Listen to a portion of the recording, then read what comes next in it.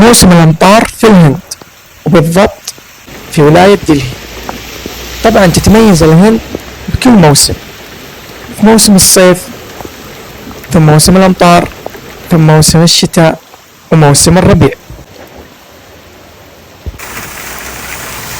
وش يعني موسم الأمطار؟ أمطار مستمرة بشكل يومي صباح ومساء لمدة 3 شهور، تبدأ من منتصف جون وجولاي إلى أغسطس، حتى تستمر إلى سبتمبر. وبعض الأحيان يصير في حالات غرق وفيضانات، وحتى في ولايات ثانية تكون أكثر. دائما بعد موسم الأمطار تكون الأجواء جدا رائعة وخضار وطبيعة.